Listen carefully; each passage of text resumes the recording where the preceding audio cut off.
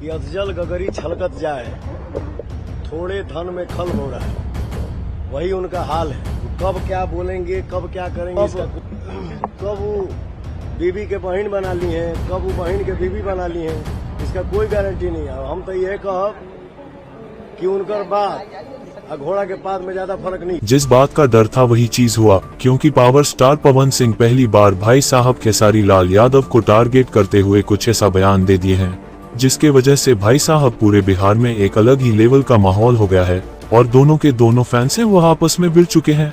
और क्योंकि पहली बार पावर स्टार पवन सिंह और खेसारी आमने सामने हुए हैं, और तभी पावर स्टार पवन सिंह ने भाई साहब अपने विपक्ष पे दावा लगाते हुए बोला और खेसारी को टारगेट करके बोला है कि वह तो बड़बोला है, कुछ भी बोल देता है, कभी भाभी को बहन बना लेता है, कभी बहन को पत्नी बना लेता है, वो क्या बोलते हैं, उसके पास ज्ञान कम है और ज्यादा भौंकता भी है। तो कुछ भी हो, यहाँ पे एनडीए का ही राज चलेगा, एनडीए ही दोबारा आने वाली है, ये तो पब्लिक बता ही रही है। और खेसारी लाल यादव को मैं इतना कहना चाहता हूं कि तुम्हारे पास ज्ञान नहीं है तो ज्यादा मत बोला करो। और इसी बात को लेकर भाई साहब आमने सामने खेसारी लाल हुए हैं और उसी बात पे खेसारी लाल का भी प्रतिक्रिया बहुत जल्द सामने निकल के आया है, जिसपे खेसारी लाल यादव ने भाई साहब पावर स्टार पवन सिंह को लेकर और बीजेपी में जितने भी लोग हैं एनडीए से जुड़े हुए, जैसे कि मान ले दिनेश लाल यादव और रवि किशन, मनोज तिवारी, इन सबको टारगेट करते हुए भाई साहब सबको लपेट दिया है। अब देखते हैं कि यह मुद्दा कहां तक चलता है। तो पहले आइए खेसारी लाल यादव का पूरा बयान सुनते हैं।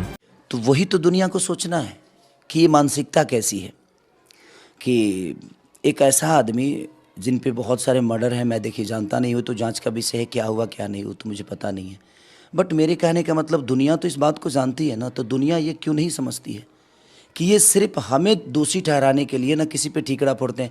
आज भी मैं क्या बोल रहा हूँ कि हर बार में चुनाव जब आता है भैया, जब से मैंने होश संभाली है तब से मैं विकास की बातें इनके मुंह से कभी सुनता ही नहीं। ये अप्रोच हमेशा कहते हैं जंगल राज की बातें।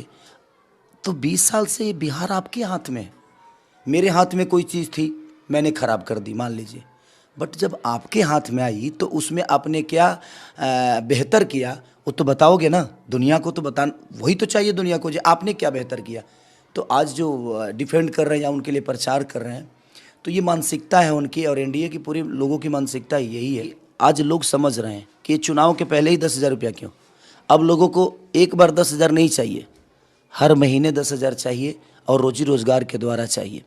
तो इस बार बदलाव की तरफ पूरी बिहार आई है और मुझे लगता है कि इस बार का इसका तोड़ क्या है आपके पास 10,000 रुपये का?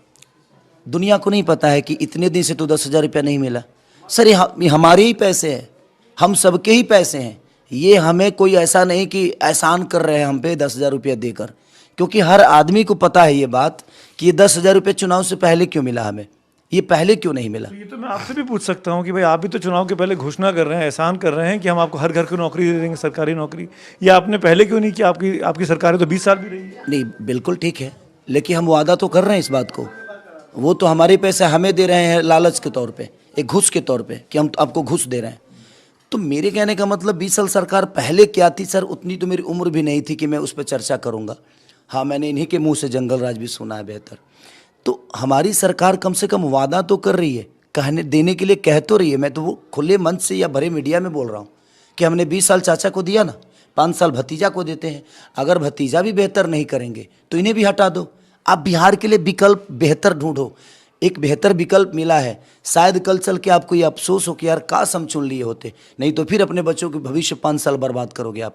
तो एक बार देने में क्या जाता है। तो आई होप आपने खेसारी लाल यादव का पूरा बयान सुन लिया होगा। उसमें खेसारी लाल यादव भाई साहब तीनों के जितने भी बीजेपी से सुपरस्टार आए थे प्रचार के रूप करने के लिए, तो भाई साहब उनको टारगेट करते हुए भाई साहब खेसारी लाल यादव ने उनको ऐसा लताड़ा है कि तीनों के तीनों अभी कभी नहीं बोल पाएंगे। हमको लगता है कि यह चुनाव तो बस 10 दिन का है, 2 दिन का है, लेकिन उसके बाद से जो मैटर होने वाला है वह बहुत दिनों तक चलने वाला है, क्योंकि पहली बार ऐसा हो रहा है कि सभी भोजपुरी इंडस्ट्री के स्टार एक तरफ हैं और खेसारी लाल यादव एक तरफ हैं, और देखा जाए तो सब आमने सामने होकर निशाना साध रहे हैं खेसारी लाल यादव पे। बस ये देखना है कि यह मुद्दा सिर्फ चुनाव तक चलता है या भाईचारे में भी कोई खटास आ सकती है और कटाक्ष आ सकती है, क्योंकि सबको तो एक साथ ही रहना है, सबको भोजपुरी इंडस्ट्री में ही काम करना है।